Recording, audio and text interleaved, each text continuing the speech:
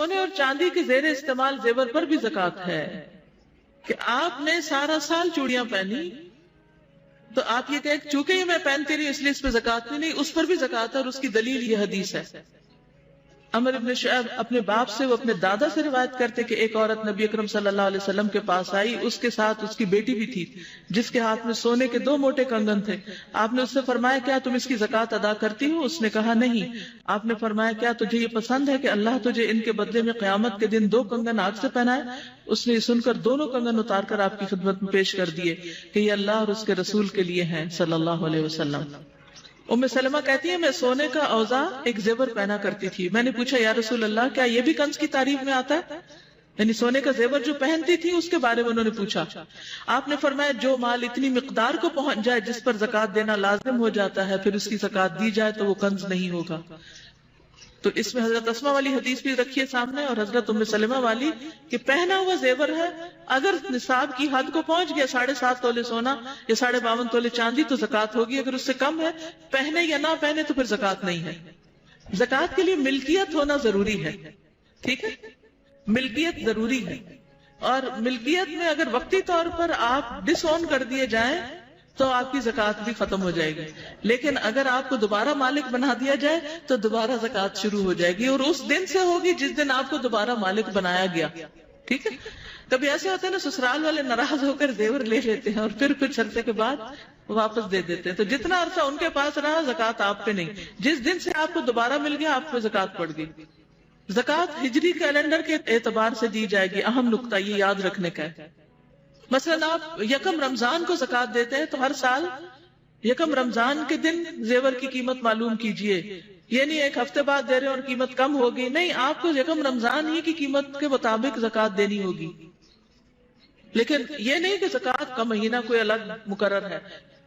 جس دن سے آپ کسی مال کے مالک بنے ہیں وہ نصاب کی حد کو پہنچا ہوا ہے، 1 سال اس میں گزر گیا ہے، تو اس تاریخ کو آپ کو زکات دینی ہوگی جب 1 سال پورا ہو جائے، خواہ یہ مال شادی کے لیے جمع کیا گیا ہو یا گھر کی تعمیر کے لیے رکھا گیا ہو یا کسی اور غرض سے۔ مثلا آپ پیسے جمع کر رہے ہیں بینک میں رکھے ہوئے ہیں کہ مثلا 1 کروڑ جمع ہو جائے تو پھر آپ مکان بنائیں گے، تو ہر سال اس کروڑ پر زکات آئے گی جب تک آپ اس کا مکان بنا نہیں لیتے۔ زکات سونا یا سونے کی قیمت دونوں صورتوں میں ادا کرنا جائز ہے، چاہے گولڈ میں سے گولڈ نکال دیں یا اس کی قیمت دے دیں۔ سونے کی قیمت کا اندازہ موجودہ بھاؤ کے مطابق لگا کر زکات دینی چاہیے، نہیں مثلا 1 سال پہلے آپ نے 40,000 تولہ کے حساب سے زیور خریدا، جب سال گزرا تو وہ 60,000 کا ہو گیا، اب زکات کس حساب سے دینی ہوگی؟ 60,000 کے حساب سے۔ کاغذ کی کرنسی چونکہ ہر وقت سونے یا چاندی سے تبدیل کی جا سکتی ہے، لہٰذا رائج الوقت کرنسی کا نصاب 87 گرام سونا یا 612 گرام چاندی دونوں میں سے جس کی قیمت کم ہوگی اس کے برابر ہوگا، جس پر سال گزرنے کے بعد 2.5% کے حساب سے زکات ادا کرنی چاہیے۔ مثلا بینک میں آپ کے پیسے پڑے ہوئے ہیں جس کی ویلیو 7.5 تولے سونے یا 52.5 تولے چاندی کے برابر ہے، اب آپ اس کو کس کے اگینسٹ لیں گے؟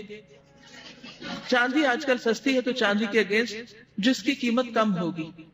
نصاب سے کم سونا، نصاب سے کم چاندی کو ملا کر زکات ادا کرنا، یعنی 2 چیزوں کو ملا کر زکات ادا کرنا سنت سے ثابت نہیں۔ یعنی مثلا آپ کے پاس 7.5 تولے کی بجائے صرف 7 تولے زیور ہے، کیا زکات ہے؟ نہیں۔ اچھا، اب آدھا تولہ کم ہے، زکات نہیں، لیکن آپ کے پاس کچھ چاندی کی انگوٹھیاں ہیں جن کی قیمت آدھے تولے کے برابر بنتی ہے، تو کیا آپ اس 7 کو 7.5 بنانے کے لیے چاندی ڈال کے زکات دیں گے؟ شاباش، صحیح سمجھا، نہیں، کیونکہ الگ الگ نصاب ہے ہر ایک کا۔ دیکھیے 3 سچویشنز ہیں، آپ کے پاس سونا ہے اور روپیہ ہے، چاندی کوئی نہیں، جو اکثر عام طور پہ نہیں ہوتی۔ آپ کے پاس سونا نہیں ہے، صرف چاندی ہے اور روپیہ پیسہ۔ آپ کے پاس سونا اور چاندی ہے، روپیہ پیسہ نہیں ہے، تو یہ ساری صورتیں مختلف ہو جائیں گی۔ اب مجھے یہ بتائیے کہ اگر آپ کے پاس سونا ہے اور وہ 7.5 تولے ہے تو اسٹریٹ فارورڈ حساب ہے، نصاب کے مطابق آپ زکات دے دیں گے۔ اگر آپ کے پاس سونا بھی ہے اور مزید پیسے بھی ہیں تو پھر کیا کریں گے؟ ان کو بھی سونے کے بھاؤ پر لے آئیں گے، یعنی اس کا بھی سونا بنا لیں گے ایک طرح سے. یا کیا کریں گے، سونے کی قیمت نکال کے، ٹھیک ہے، اگر 50,000 پر تولہ قیمت ہے تو 7 تولے کی کتنی ہوگی، اور 7.5 تولے کی کتنی ہوگی، 3.25 لاکھ، ٹھیک ہے. اور 25,000 روپے آپ کے پاس پڑے ہوئے ہیں تو آپ وہ بھی اس میں ایڈ کر لیں گے تو کتنے ہو جائیں گے کل قابل زکوٰۃ قیمت 4 لاکھ ہو جائے گی. سمجھ آ گیا؟ دوسری صورت، سونا کوئی نہیں، چاندی ہے. چاندی آپ کے پاس 52.5 تولے ہے، مثلا 720 روپے تولہ ہے، تو 52.5 تولے کی قیمت 37,800 بنتی، ٹھیک ہے، 37,800. اور اس کے علاوہ آپ کے پاس 40,000 بینک میں ویسے بھی رکھا ہوا ہے. اب آپ دونوں کو کیا کریں گے، ملائیں گے، اور پھر اس کے اوپر کتنے % زکوٰۃ دیں گے، 2.5 یا 40واں حصہ، یعنی 40th پارٹ آف اٹ. ٹھیک، اچھا.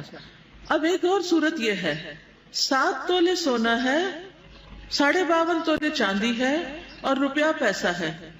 اب کیا کریں گے، 7.5 تولے کو چاندی کے ساتھ جمع نہیں کریں گے، شاباش، اور چاندی کی قیمت لگا کے اور باقی کرنسی اس کے اندر ایڈ کر لیں گے اور 2.5 کے حساب سے زکوٰۃ نکال لیں گے. آپ کے پاس چاندی کوئی نہیں، سونا ہے 7 تولے، اور اس کے علاوہ آپ کے پاس کچھ کرنسی ہے جو مل کے 10 تولے کے برابر بن جاتی ہے سب کچھ. تو اب کیا کریں گے، سونے کی قیمت نکال لیں گے، اس کرنسی کی قیمت دونوں کو جمع کر لیں گے اور ان کے اوپر کتنے %، 2.5% زکوٰۃ نکال لیں گے. ٹھیک ہے، اب سمجھ آ گئی. ان کا سوال ہے 2 تولے سونا ہے، 2 لاکھ روپے ہے، زکوٰۃ آئے گی کہ نہیں آئے گی؟ آئے گی. کیوں آئے گی؟ کیونکہ وہ 52.5 تولے چاندی کی قیمت سے زیادہ پیسے رکھے ہوئے آپ کے پاس. ٹھیک ہے، اصول یہ ہے کہ دونوں دھاتوں میں سے جس کی قیمت کم ہو اس کے مطابق نصاب لیا جاتا ہے.